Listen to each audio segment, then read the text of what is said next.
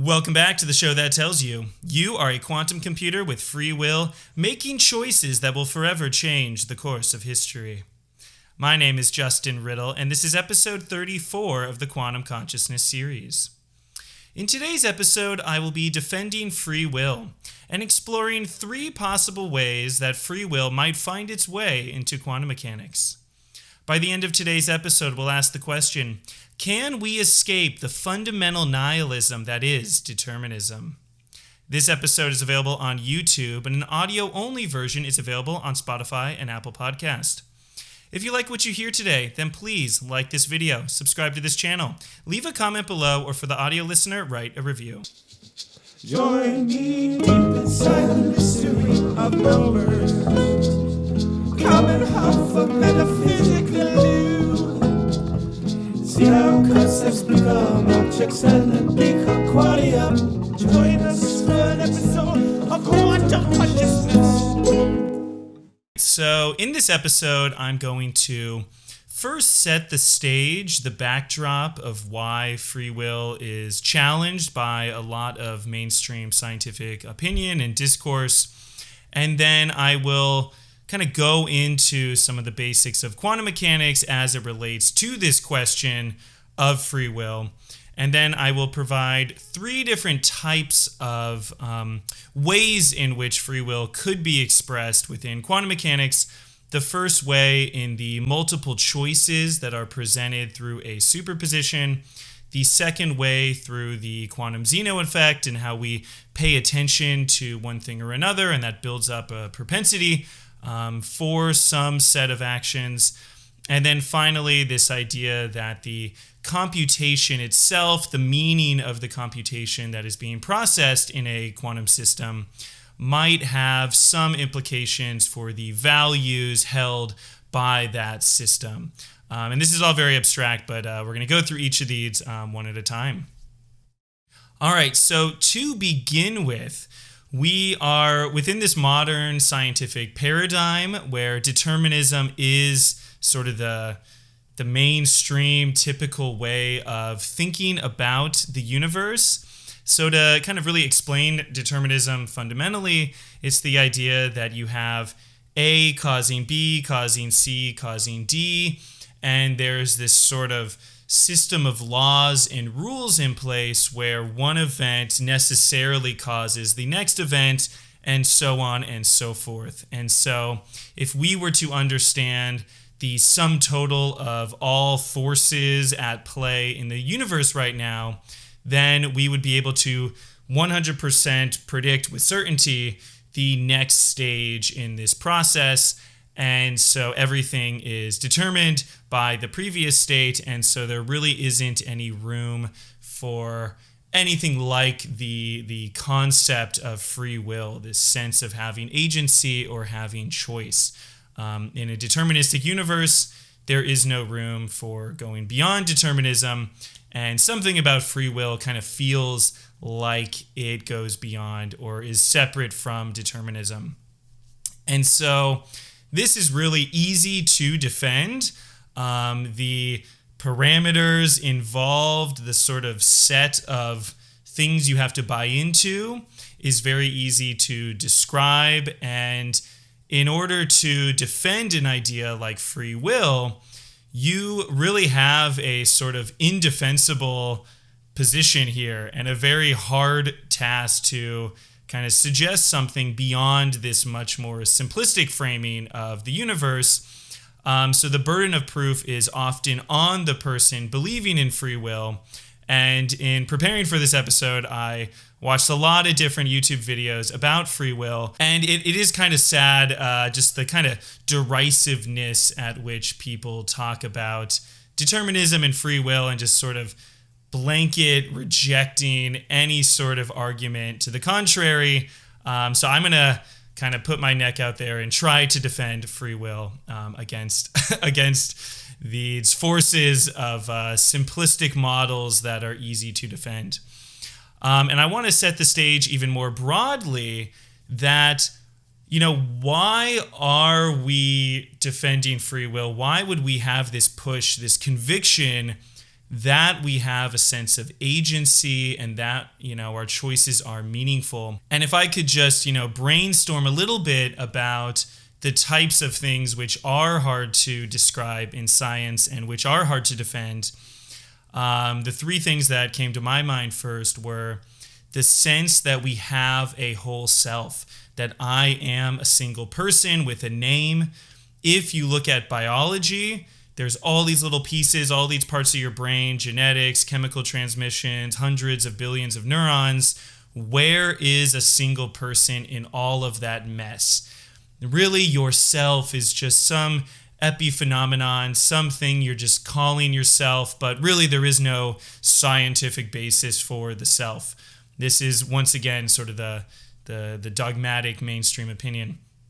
Second, your choices don't matter. You don't have free will. You're just along for the ride. You don't exist. Your choices don't matter.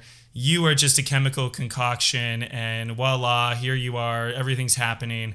And to me, that really strips away a lot of the meaning of our lives, where, the sense of being a human being, being a self, making choices in the universe. I mean, this is all we know to some degree, right? Experientially, we have an identity and we make choices. This is a huge part of our reality.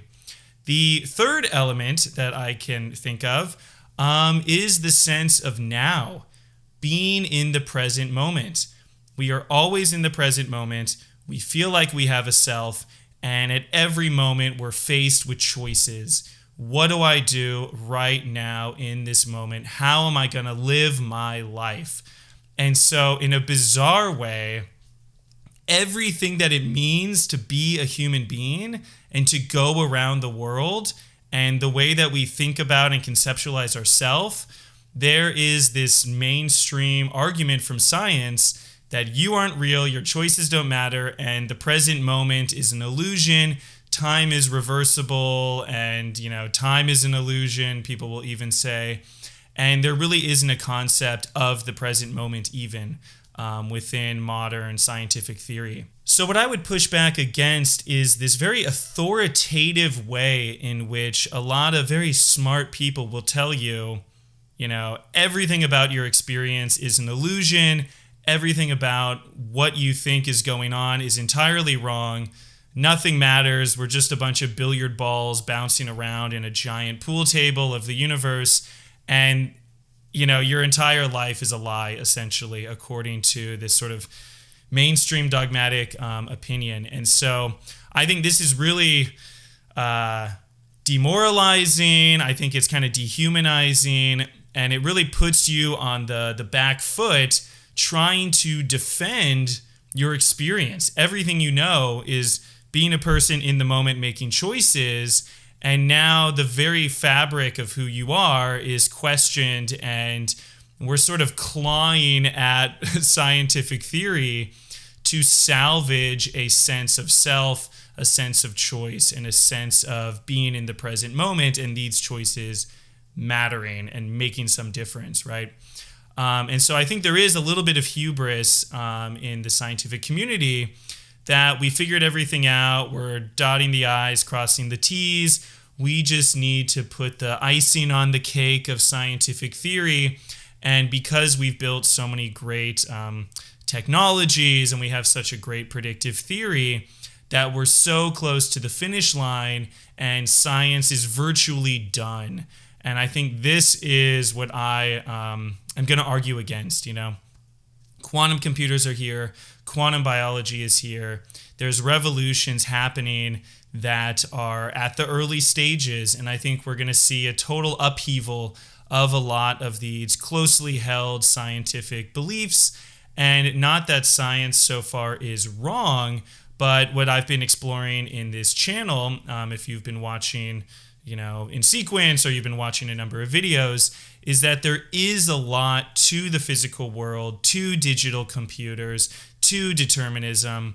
There's a place in our metaphysical description of reality for all of these physicalist ideas and frameworks. But they hold one aspect of our reality, And we're just now scratching the surface at other aspects of reality that will come about.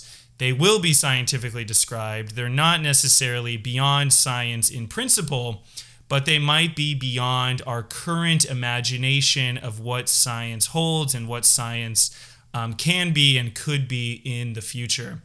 And so I know this is a little bit of hand waving, a little bit of magical thinking, maybe, but is it not magical thinking to say that determinism has solved everything? You know, where is your magic in your theory?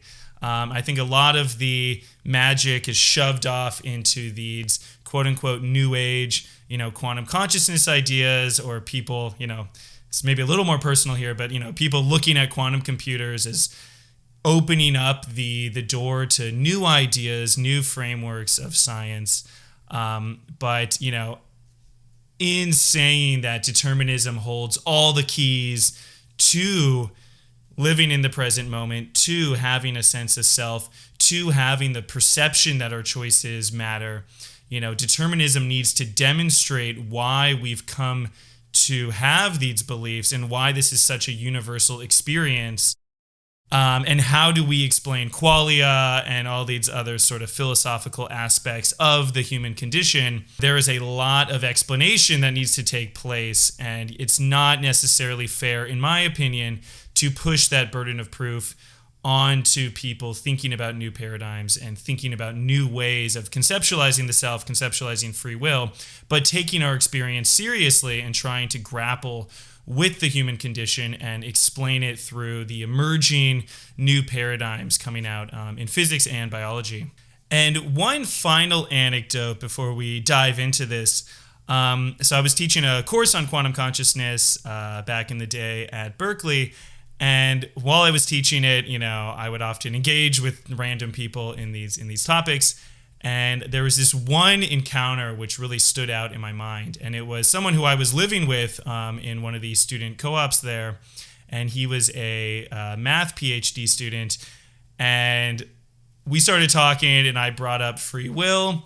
And he just went off. It was like, how dare you, tell students that free will is real? We know that this is not true. You're misleading the next generation of students here, and this is like a travesty that you could support free will in any sort of way. And there was a lot of anger, a lot of resentment, and it was like shockingly kind of devolved into personal attacks against me.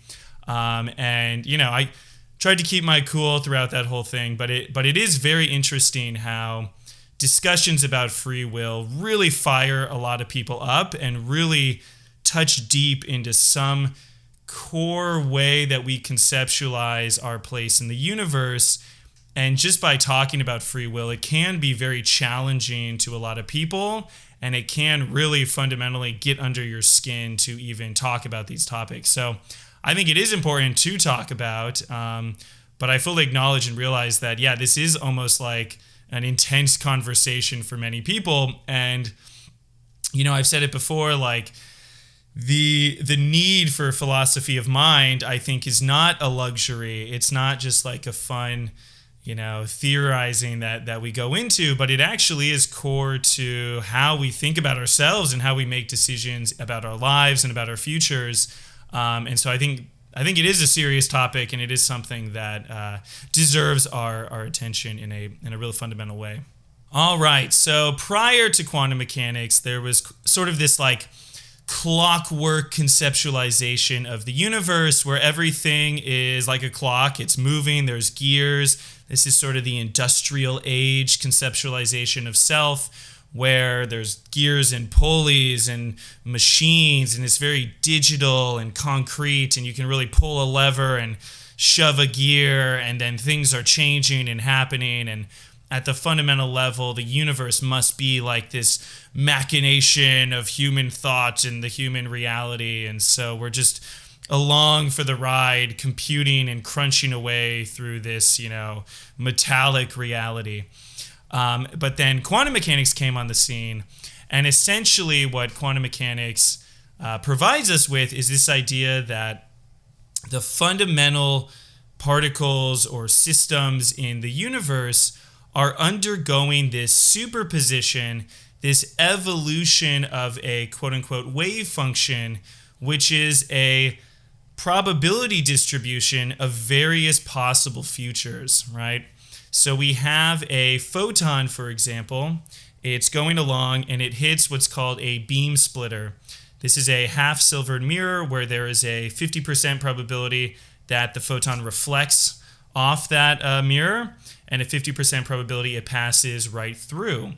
And so what quantum mechanics tells us is that the photon actually enters into a probability distribution, a superposition of going through both of these different possible realities simultaneously. So it gets reflected and it passes on through, and now the photon is sort of in this limbo state between these two possible realities.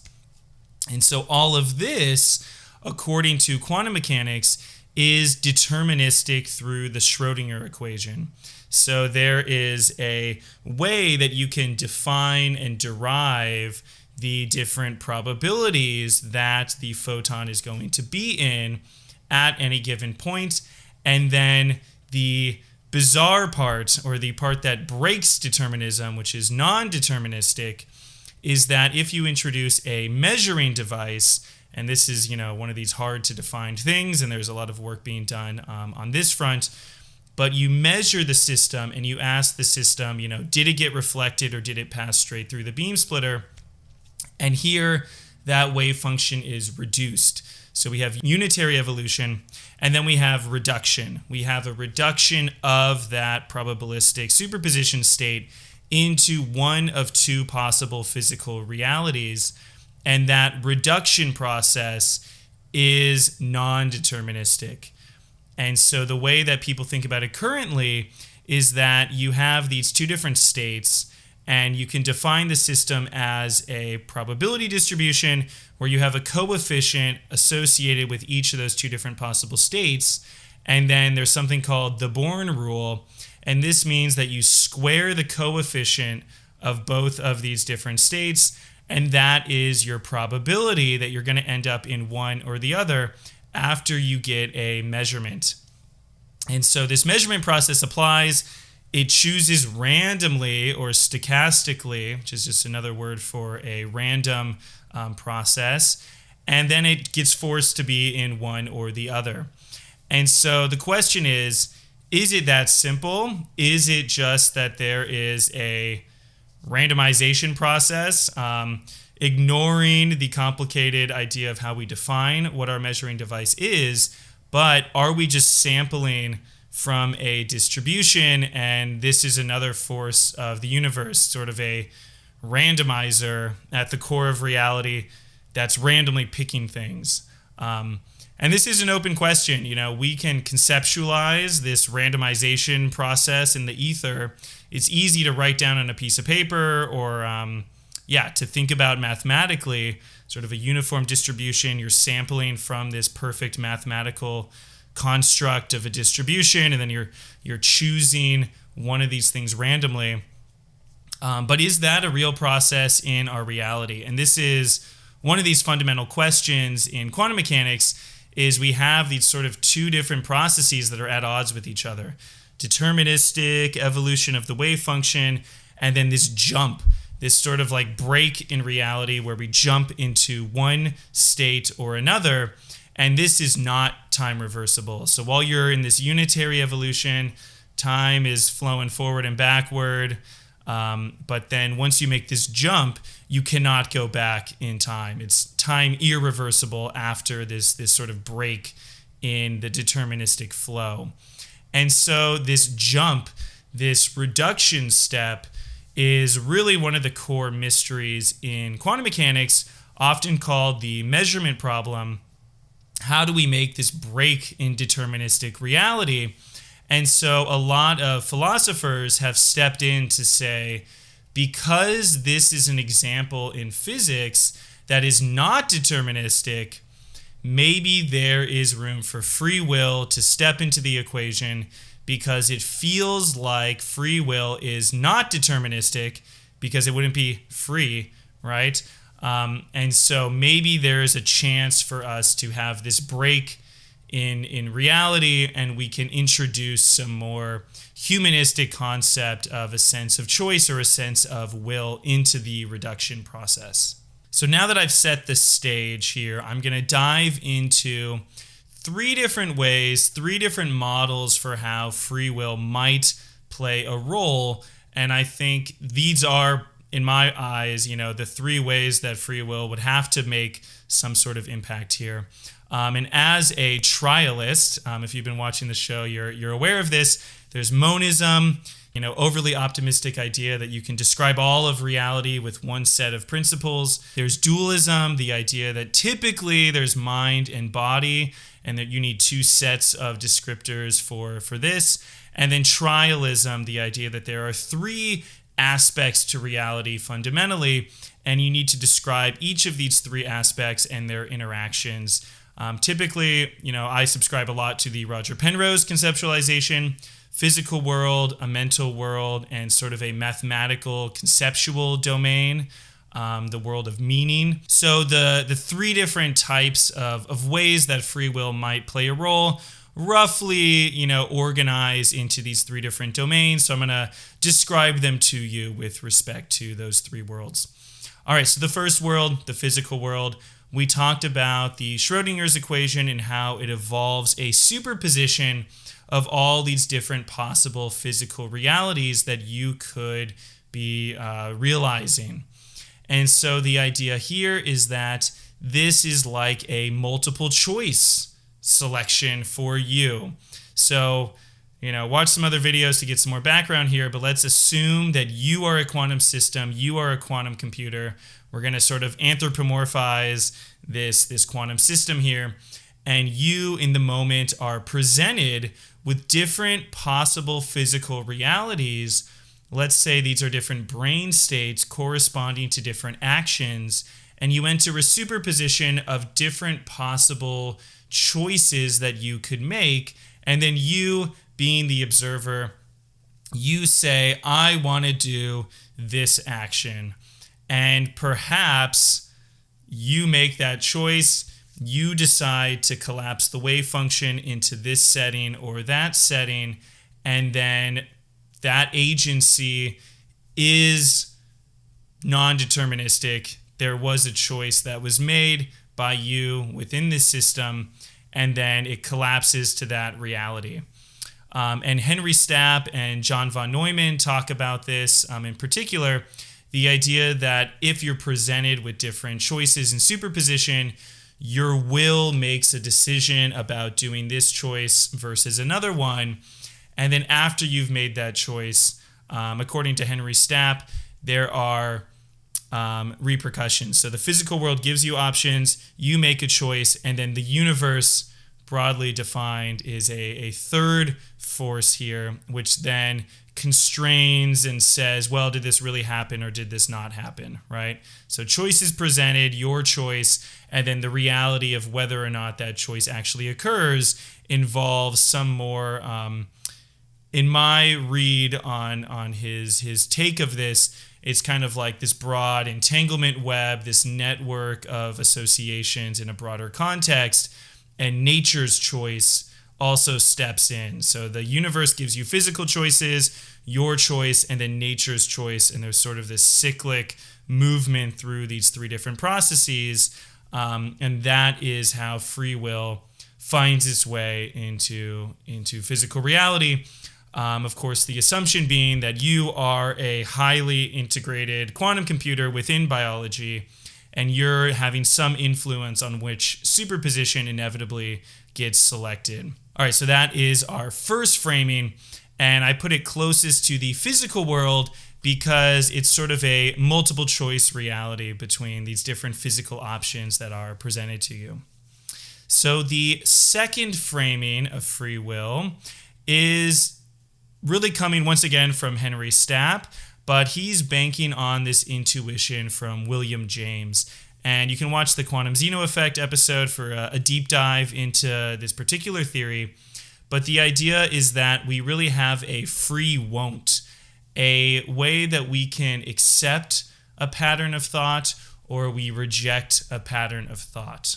The only choice that you've ever made in your life is, do I keep paying attention or do I stop paying attention? And you have sort of this engage versus disengage decision, and that is the sum total of the choices you've ever made. Your brain gives you thoughts, you don't really know where they came from, and you entertain those thoughts or you let them go. Where did this thought come from? I don't want this thought. I'm going to disengage and inhibit that thought, or I'm going to allow this thought to keep occurring. And so in this framework, there's this phenomenon called the quantum Zeno effect, which is the idea that after you make a measurement, the subsequent evolution of the wave function takes place starting from the location that it was collapsed in. So I collapsed to choice A versus choice B, and now the evolution of the wave function emerges from the location of choice A. And so if you measure really quickly, again, you're more likely to end up back at choice A on the second measurement. And if you measure very quickly, you essentially can lock the choice into that particular location, and you're able to pay attention to a choice by repeatedly collapsing onto that choice. So once again, we're identifying the human mind into some sort of quantum system, some sort of quantum computer. And then after a choice is made, you really want that choice to occur. So you're kind of focusing your attention. You're repeatedly collapsing your mind's wave function onto this particular decision. And then that is growing some sort of physical potentiation by repeated collapse, because that deterministic force is being sort of manipulated and driven by this, let's say, mental force, focusing on one train of thought versus another. And you're really enhancing and effortfully attending to one physical state at the exclusion of the others, and then you create a propensity for that state. So once again, I mean, of course, there's so many assumptions going into all of these different frameworks, these different models.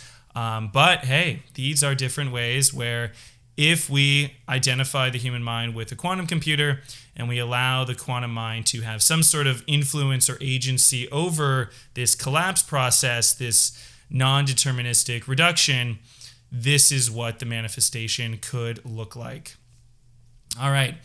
Now, the third and final way that free will could be manifest, this, in my eyes, and this is sort of my own creation, thinking about creating this episode, is we have multiple choices in the physical world. You're choosing from those.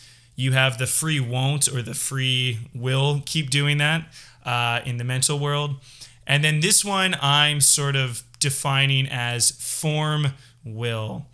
And so the idea here is that the Platonic world, the third world, is the domain of mathematics, of concepts, of ideas.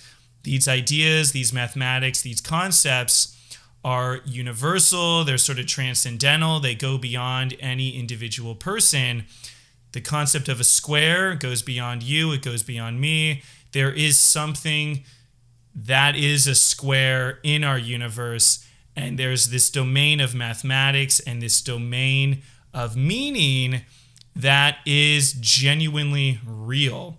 We're not just creating meaning individually, but there's a domain of meaning. And this is Plato's world of forms, right? This idea that there are forms, mathematical forms, and we subscribe to these different forms, to these different ideals. So what this would look like in a quantum computer and in a digital computer also. You have a digital computer. Let's just start there. The digital computer is deterministic. We can set it up. We can program it. We tell it, do this, do that, do this, do that. And yet, the computer can process meaningful information, right? So when I'm computing some sort of information, it is functionally and deterministically identical to another computer that's just processing garbage, right? There is no difference in physical deterministic reality through a computer computing something very amazing, like these, just to tap into modern culture right now, ChatGPT, these language models, they seem to be processing something highly interesting to the human condition. And yet, that looks identical from a purely deterministic standpoint to something computing garbage. So what is the difference here between a meaningful computation and a meaningless computation? And so the Platonists of the world would say that there's something non-computational going on here, something beyond determinism, where the meaning of the information that's being processed is going above and beyond just like a physical description of reality itself, right? And we need to tap into, what are these algorithms? What are these computations fundamentally? As a quantum system is evolving through time, it's not just, a superposition of physical realities and then we just choose one and it's a bunch of billiard balls going into superposition and collapsing in a chaotic, pool game. But instead, as they're moving through space and through time, there's actually a computational process at play. It's not just a quantum system, it's a quantum computer. And the transformation of one physical state into the next physical state is an inherently computational process, and there's something meaningfully being transformed as quantum systems move into the future. And I think this very idea really goes beyond these very deterministic frameworks of thinking about the universe. Is it just some energy optimization? That is sort of the most simplistic framing of what this computation could be. But we, as human creators of technology, we can run computations that seem to have a lot of inherent meaning. We're computing the shortest path between 2 points. This might be an energy landscape reduction. Maybe it all comes down to energy minimization. But it appears that we can compute higher forms of meaning through our computational processes. What are prime numbers? What are these mathematical concepts like pi, like the golden ratio? There's these bizarre numbers coming out of our mathematics. Are these numbers real? Are they just made up? Are they just imagined? Is there something more fundamental to what is being computed and what this computation is? All right, so that's kind of the setup for the form will. So if we have free will, could there be some expression of our will in the forms that we are processing as a quantum computer? So let's say you're a quantum computer. Once again, the major assumption going into all of these different framings, the computational process that is ongoing is some mathematical form. There's some format to the computation. There's some sort of type of computation that is being engaged with. And so as we're making decisions, assuming we're a quantum computer, are we deciding what computations to apply? We're taking some sort of form and applying it to this situation. And this, I think, would be a more expanded viewpoint of free will beyond even just paying attention to something, even just choosing between the options that are given to you, but you're orchestrating the computational process itself. And I think what this would mean to the human experience is like, I have a set of values, a construct of meaningful forms that I believe in. And what that belief is that when I'm faced with a novel situation in my life, in my reality, I'm applying a certain set of computations to that situation. I'm given a situation, I apply some value structure manifested as some type of computation, and then that value, that mathematical form, processes that situation and then gives me a series of actions that I then carry out. So here the form will, I mean, maybe that's a little cheesy here, but I have a free will of form application. I'm providing a form to this situation, and my free will is expressed through that computational process fundamentally. All right, so that, to my speculation, is the way that I would think about free will playing out, right? So multiple choices in the physical world.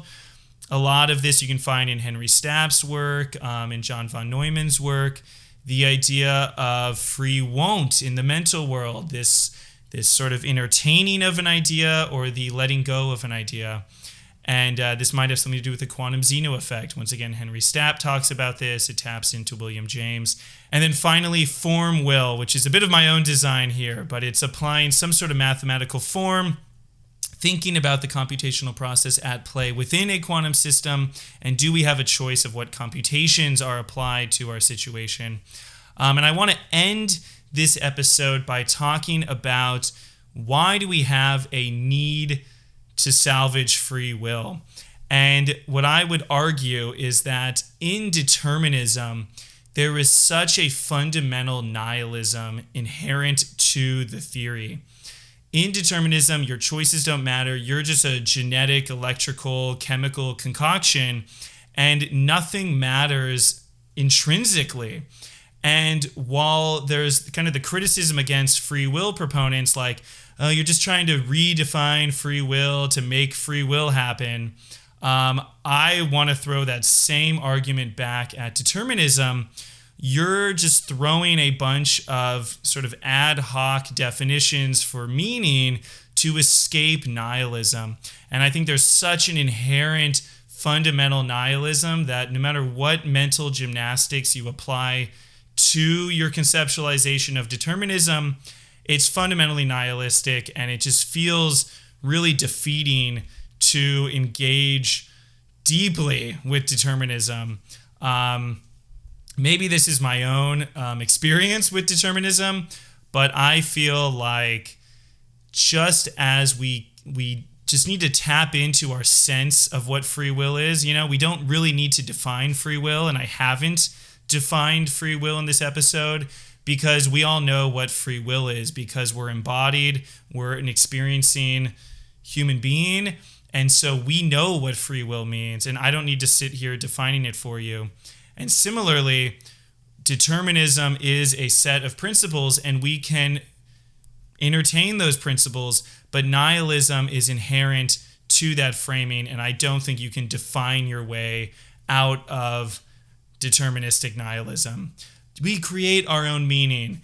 I don't know about that. I don't think we can create meaning and live with it to my own perception. So I'll leave you with that. I encourage you to think deeply about these ideas. Are you a self? Do you have choices in this world? And are you in the present moment? I would say yes to all three of those aspects of ourself. How is this going to make it in science?